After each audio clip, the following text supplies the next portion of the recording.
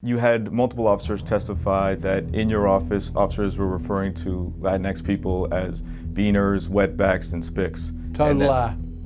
Okay, so those officers were lying. Lie. That's correct. Let me tell you something. Terry Johnson ain't got a racist bone in his body. Now, if somebody's got something to hide, they better be scared of Terry Johnson, because if they're a criminal, I'm coming after them, and my people are coming after them. I'm in Alamance County in North Carolina because a sheriff here is trying to restart a program that allows local officers to act as ICE agents. Immigrants here say that it's been used to racially profile, harass, and deport them. But the Trump administration says that the program, which is called 287G, is an important tool in fighting crime. And they've been moving aggressively to expand it across the country.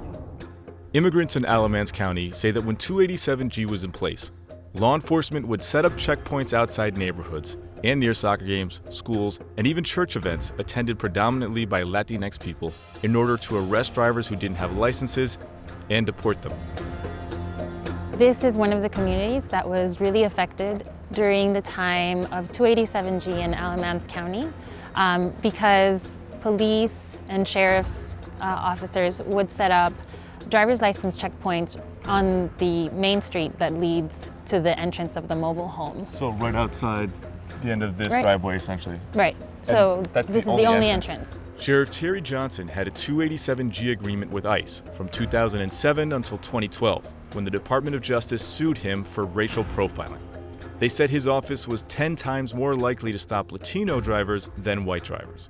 But in 2015, a judge ruled at the end of the trial that the DOJ's evidence fell short and dismissed the lawsuit.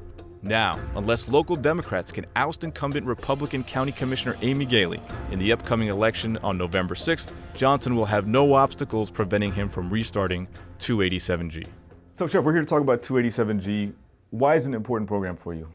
Well, certainly it's not just important to me, it's important to the citizens of this county and even the good Latino population that's here. They don't want the criminal element in their communities.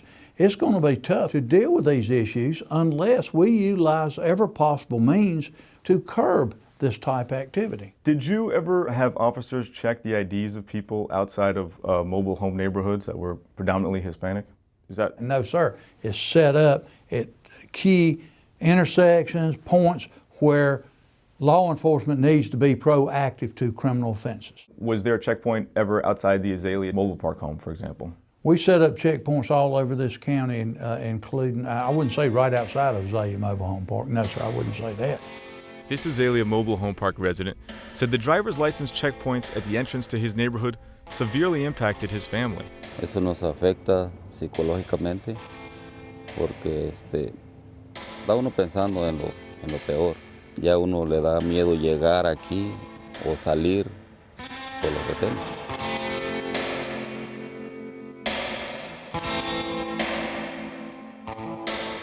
What do I not understand that is important for me to understand? What don't we understand about the word illegal? Would it be correct for you to ask a task force officer to check the immigration status of someone who wasn't arrested? No, sir, would not. Jeff Randleman was a deputy and 287G task force officer in Alamance County. He believes in the 287G program, but he testified at the trial that Johnson asked him to check the status of people who had never been arrested. How often did that happen? More than 10 times and beyond. I just can't really put a number on it. So he would give you someone's social security number and say, could you run this? County employees, they obtained names through county enlist if they sounded Hispanic or what's the word I'm looking for?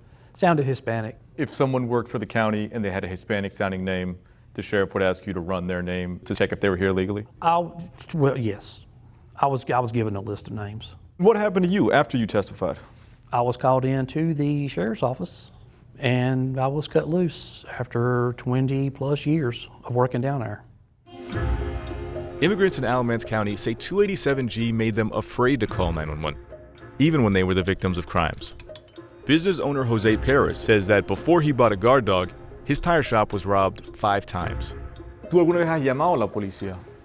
Y una vez un policía, los vecinos avisaron que un ladrón se había metido al taller y agarraron al ladrón adentro del taller y le dijeron, me dijo un policía, dice, tú tienes el derecho de ir y pararte a la corte y acusar lo que se metió al taller y te estaba robando.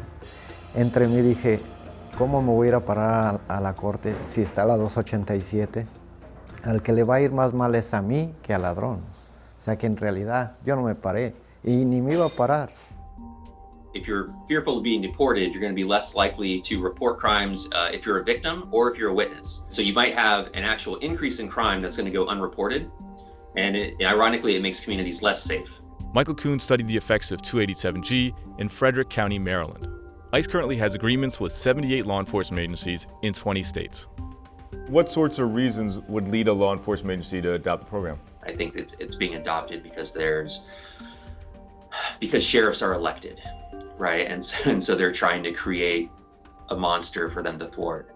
Do you worry that Latino people won't call the police and won't report crime so that more criminals will get away with crime? We have them come in this office every day reporting crimes that we know are illegal. Some of my friends that runs restaurants here are Latino and they're here illegally. I know it. I could care less if they're here illegally, as long as they don't come in here and play victim on the citizens with other crimes. I can tell you that right now. Come on. It's orange. Mira, no. Sí, así ya. Johnson says he's not interested in deporting people who haven't committed crimes. But Alamance County resident Edith Santos says she was pressured into signing deportation papers even though she had a visa. She was stopped at a checkpoint while driving without a license.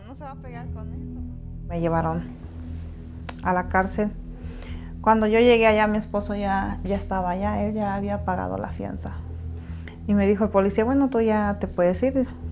Solo ve con esta otra policía, me dice, y ya cuando llegues con ella, ya te va a entregar tus cosas, te va a tomar las huellas y ya te puedes ir. Pero esa policía lo que hizo es que le hizo señas a otra persona. Y ya vino esa otra policía y me llevó con él. Ya cuando me llevó yo me di cuenta que eran los de inmigración.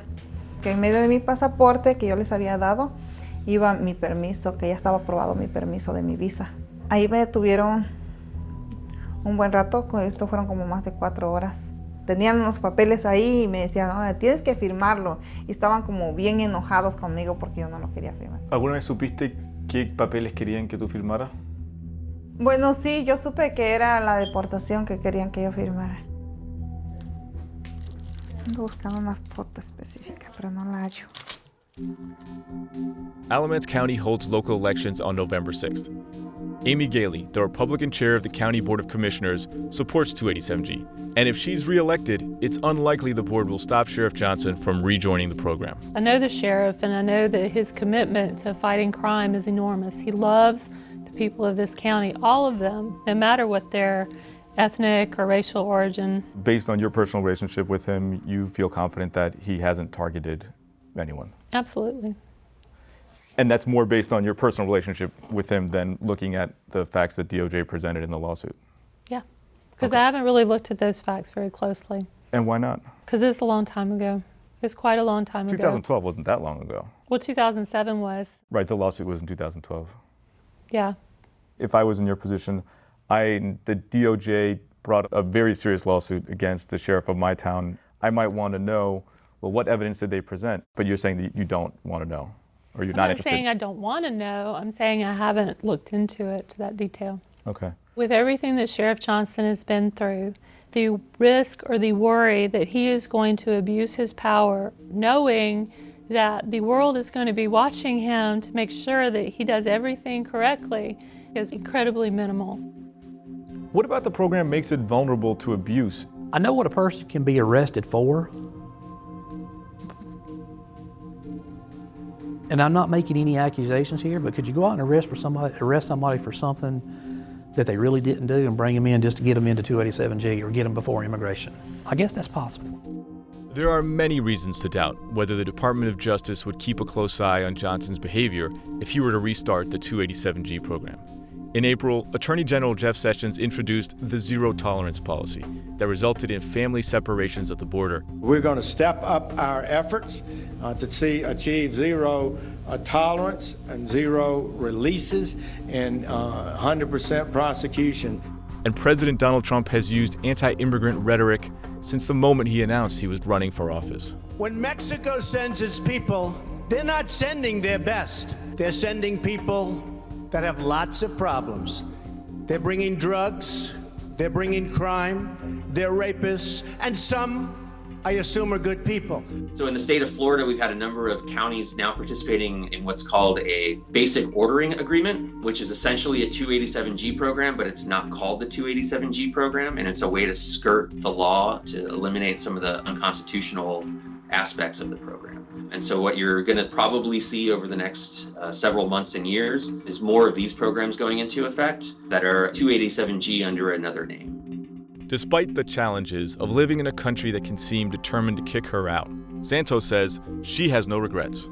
Aquí tenía 8 días de haber llegado aquí a Estados Unidos. ¿Estabas embarazada? Sí, estaba yo embarazada, tenía yo ya 7 meses de embarazo y mi niña de 3 años.